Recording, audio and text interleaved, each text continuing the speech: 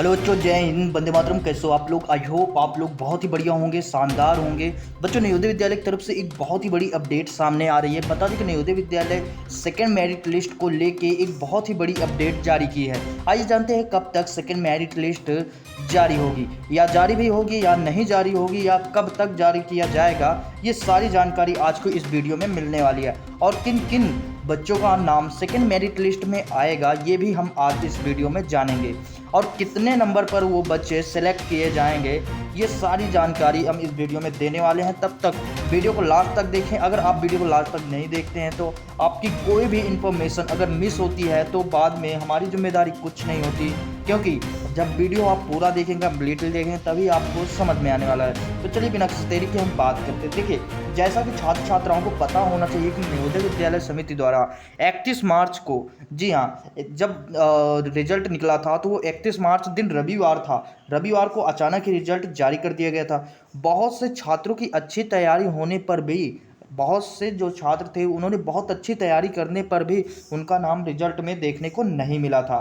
उन छात्रों को बिल्कुल ही परेशान होने की ज़रूरत नहीं है, क्योंकि उन छात्रों का result Navodaya Vidyalaya second merit list आने वाला है। जी हाँ, हम बता दें कि नवोदय विद्यालय की सेकंड मेरिट लिस्ट आने वाला है। यह लिस्ट अप्रैल के महीने में जारी करने वाला था, मगर किसी कारणवश यह जारी नहीं किया गया है। क्यों? क्योंकि लोकसभा के चुनाव चालू हो गए थे, जिस कारण व्यवस्था थोड़ा सा बिगड़ चुकी थी लोगों की, और अभी भी अव्यवस्थित है। जी हाँ, बता दें कि नवोदय विद्यालय की जो सेकंड मेरिट लिस्ट है वो अभी भी वो लोकसभा के जो चुनाव हो चुके हैं, लेकिन अभी काउंटिंग शुरू है। जब तक फाइनल रिजल्ट लोकसभा के चुनाव का नहीं आ जाता है, शायद है, तब तक सेकंड मेरिट लिस्ट में अभी तक जारी नहीं किया जाएगा। 4 जून को लोकसभा का चुनाव का फाइनल निकल के आएगा, और कौन प्रधानमंत्री बनेगा कौन नहीं बनेगा ये जब सारी जानकारी हो जाएगी तभी सेकंड मेरिट लिस्ट जारी किया जाएगा। जी हाँ, ये फैक्ट बात हम आपको इस वीडियो में बता रहे हैं।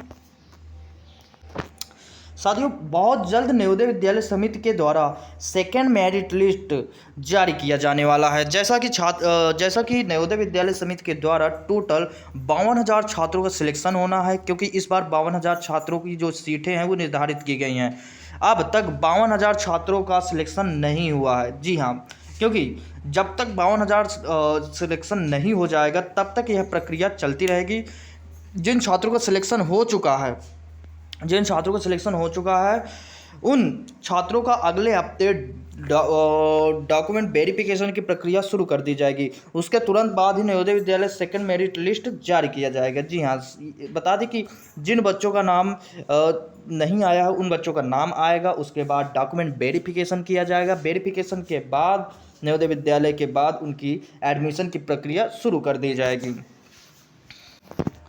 साथियों, आइए जान लेते हैं कुछ और इम्पोर्टेंट्स क्या क्या अभी अपडेट्स निकल के आई है। देखिए, सभी छात्रों को बताना बहुत ही ज़रूरी है कि नवोदय विद्यालय समिति ने अभी तक इसके आधिकारिक वेबसाइट पर मेरिट लिस्ट को लेकर कोई भी सूचना जारी नहीं किया गया है। देखिए, ये साफ साफ इसमें लिखा हुआ है कि नवोदय विद्यालय से रिलेटेड कोई भी जानकारी अभी तक ऑफिशियली वेबसाइट पर नहीं दिया गया है, लेकिन बहुत जल्द ही किसी भी समय पर मेरिट लिस्ट जारी कर दिया जाएगा। कितने नंबर पर परीक्षार्थियों का सिलेक्शन किया गया है यह जानकारी रिजल्ट में देखने को नहीं मिला था। जी हाँ, देखिए, 31 मार्च को जब रिजल्ट निकला था तो बहुत से बच्चों ने अपना रिजल्ट देखा था, लेकिन उन बच्चों का नंबर देखने को नहीं मिला था कि इतने इतने नंबर ये पाए हैं। बस उनका ये पता चला था कि ये बच्चे पास हैं या फेल हैं, बस इतना ही उन लोगों को पता चला था। जानकारी के लिए बता दें कि Jawahar Navodaya second merit list 2024 में उन्हीं छात्रों का नाम जारी किया जाएगा जो 1 या 2-3 नंबर से पीछे रह गए हैं। उन्हीं छात्रों का सेकेंड मेरिट लिस्ट में नाम रखा जाएगा, लेकिन उनके डॉक्यूमेंट वेरिफिकेशन किया जाएगा।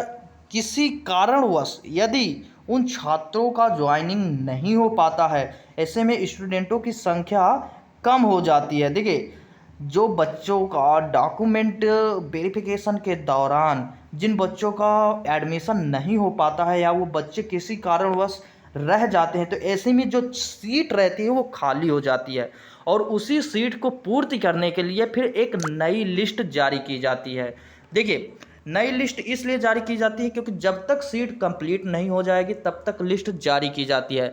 देखिए, सेकंड मेरिट लिस्ट जैसे ही लॉन्च की जाएगी उसके बाद जब तक सीट कंप्लीट नहीं हो जाती, अगर कोई भी सीट खाली हो जाती है फिर भी सेकंड मेरिट लिस्ट के दौरान भी, तो ऐसे में थर्ड मेरिट लिस्ट जारी की जाती है। थर्ड मेरिट लिस्ट में उन बच्चों का नाम शामिल किया जाता है जो कम से कम नंबर पाए होते हैं, यानी कि जो सेकंड मेरिट लिस्ट वाले बच्चों से भी कम नंबर होता है उनका थर्ड मेरिट लिस्ट में नाम देखने को मिलता है। ये बहुत ही बढ़िया ऑप्शन होता है उन बच्चों को जो एडमिशन लेना चाहते हैं बहुत ही कम नंबरों में, तो उनका भी इसमें थर्ड मेरिट लिस्ट में नाम कहीं ना कहीं देखने को मिल जाता है। तो अब बात कर लेते हैं कि देखिए सबसे अच्छा, देखिए किन बच्चों का नाम नहीं आता है, उन्हीं बच्चों का नाम सेकंड मेरिट लिस्ट से हटा दिया जाता है जिनका डॉक्यूमेंट वेरिफिकेशन के दौरान उनके डॉक्यूमेंट्स में कुछ कमियां आ जाती हैं। जैसे जैसे कि उनका डॉक्यूमेंट करंट टाइम में ना होना, यानी कि कोई चीज़ है वो रिक्वायरमेंट थी तो उनके पास है ही नहीं है, तो ऐसे में उनका एडमिशन प्रक्रिया रोक दिया गया है। और कुछ लोगों का तो डॉक्यूमेंट में नाम ही गलत है, तो ऐसे में उन बच्चों को भी बाहर कर दिया गया था। तो ऐसे में आज हम इस वीडियो में ये बताएंगे कि क्या क्या डॉक्यूमेंट्स लगने हैं, कौन कौन से डॉक्यूमेंट्स अभी से ही आपको इकट्ठा कर लेना है, ताकि आने वाले समय में जैसे कि सेकंड मेरिट लिस्ट जारी की जाती है तो उस टाइम में आपके पास एक पॉइंट होना चाहिए, आपके पास एक सबूत भी होना चाहिए जिससे कि आप वहां पर एडमिशन करा सकें।